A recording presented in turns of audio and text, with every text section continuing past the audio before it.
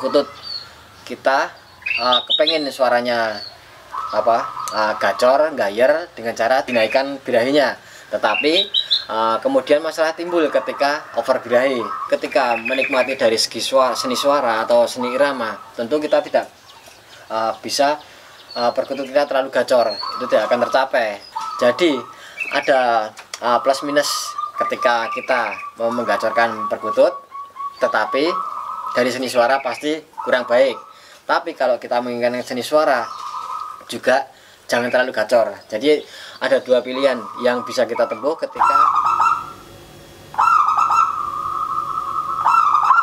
Assalamualaikum warahmatullahi wabarakatuh. Salam sejahtera sobat Manggala dimanapun berada. Tentunya harapan kita semua dalam keadaan sehat walafiat dan tidak kekurangan satu apapun. Untuk kesempatan kali ini kita akan melanjutkan dari apa yang pernah kita bahas tentang cara menggacorkan perkutut dengan cara menaikkan birahi pada sesi yang sebelumnya kita buat. Nah, untuk kesempatan kali ini kita akan membahas tentang sebenarnya apa sih efek dari menaikkan birahi pada perkutut yang tentunya itu secara fungsi itu untuk perkutut kita agar rajin manggung. Tapi kita harus paham dulu juga efek dari ketika perkutut over birahi itu bagaimana. Tentunya kita juga tidak inginkan memiliki perkutut yang efeknya tidak baik. Nah, kita akan membahas tentang cara menurunkan birahi bila terlalu over dan juga apa saja dampak yang diakibatkan bila perkutut kita over birahi. Nah, tentu kita ketika perkutut kita mendapati rajin manggung, tentunya kan menyenangkan sekali ya. Kita bisa ikutkan dalam sebuah ajang perlombaan, dalam kontes gacoran atau gayeran. Nah, itu kita bisa ikutkan dalam beberapa perlombaan perkutut gacoran. Cuman kalau dalam seni suara tentu perkutut yang terlalu rajin manggung atau terlalu gacor itu juga tidak baik dari segi seni suara. Tentu kita semua tahu bahwa perkutut yang sedang birahi itu adalah perkutut yang sedang menarik lawan jenisnya. Untuk menarik lawan jenisnya untuk agar pasangannya bisa mendekat atau bisa tertarik dengan suaranya yang berbunyi terus menerus. Nah, itu adalah salah satu cara untuk menarik lawan jenis agar dapat mendapatkan pasangan yang diinginkannya dengan cara berbunyi. Nah, tetapi di sini ketika perkutut kita rawat dengan cara menaikkan birahi, tentu akan ada efek-efek yang tentunya tidak bagus juga untuk perkutut kita. Nah, salah satunya adalah berkurangnya seni suara. Jadi kalau perkutut terlalu gacor atau terlalu berbunyi terus menerus, itu dari segi seni suara juga akan berkurang. Tidak seperti perkutut yang jarang-jarang berbunyi tetapi kualitas suaranya itu bagus. Nah, kalau di dalam suara perkutut yang gacor, kualitas suara dari perkutut itu akan menurun.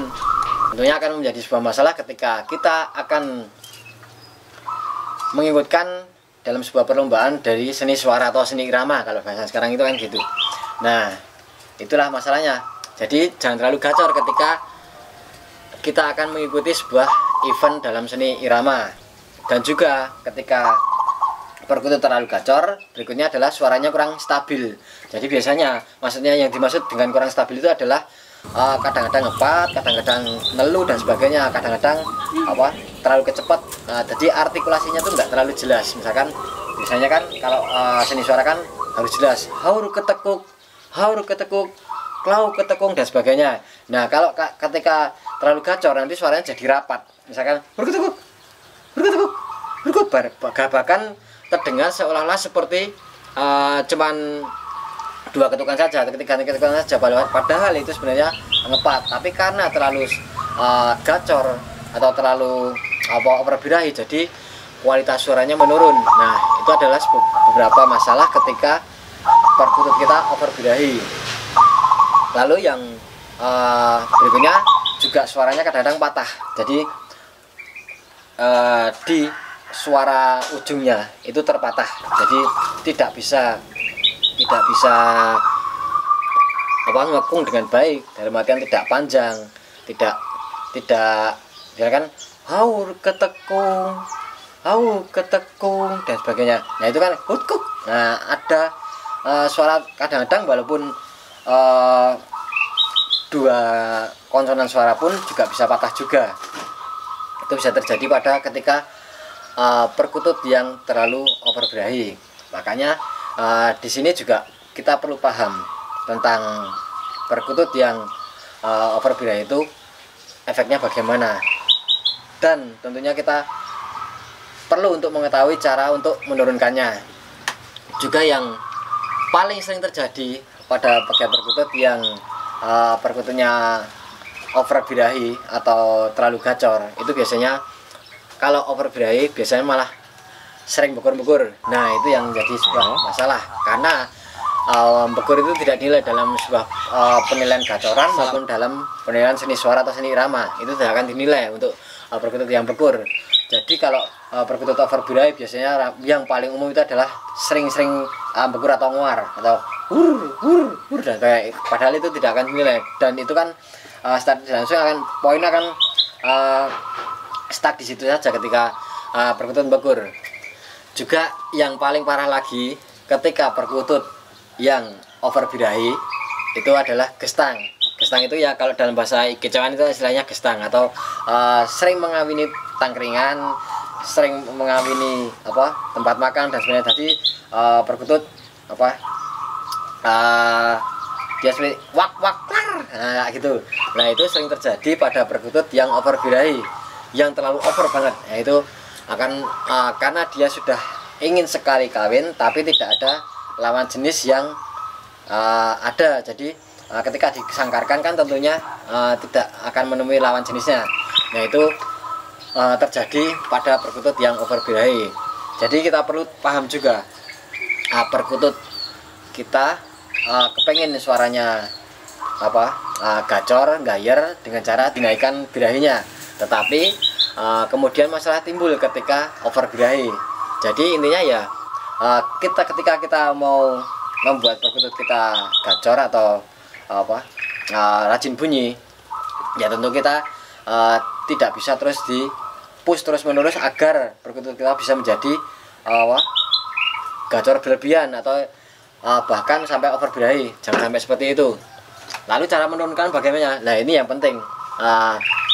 Kalau sudah terlanjur overbirahi, tentu kita bisa melakukan beberapa kiat-kiat yang bisa kita lakukan agar perkutut kita tidak terlalu over.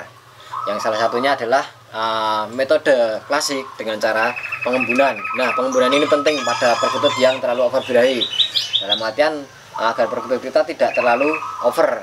Jadi bira itu juga penting agar perkutut bisa berbunyi dan ada keinginan untuk menarik lawan jenis dengan cara manggung, tapi jangan terlalu berlebih.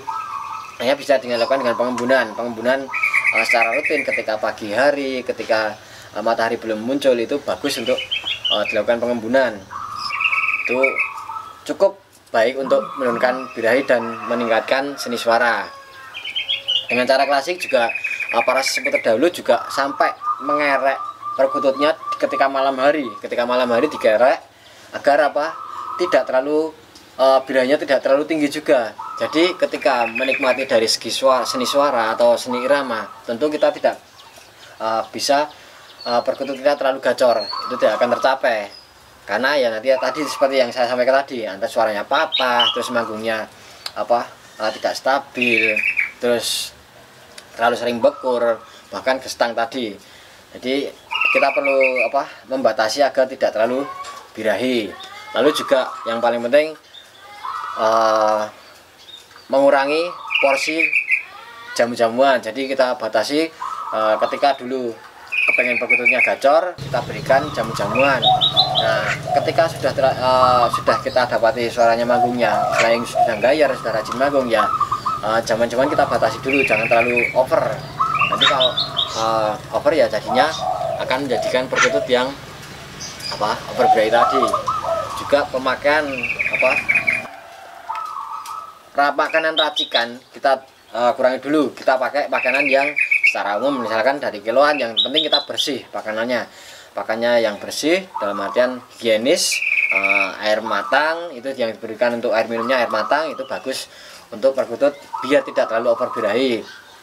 Juga beberapa teman pegiat perkutut bisa melakukannya dengan memandikan perkutut, memandikan secara rutin. Kita mandikan di pagi hari, kita basahi, tapi jangan memandikan terlalu kuyup, jadi basah cukupnya saja, nanti terus kita angin-anginkan udah.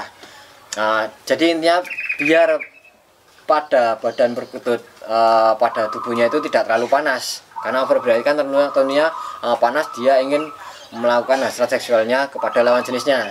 Nah, itu adalah beberapa kiat-kiat cara kita untuk menurunkan birahi pada perkutut yang tentu penting dilakukan bagi pegiat seni suara, dari yang kita menginginkan untuk perlombaan seni irama maupun untuk kelangenan di rumah saja.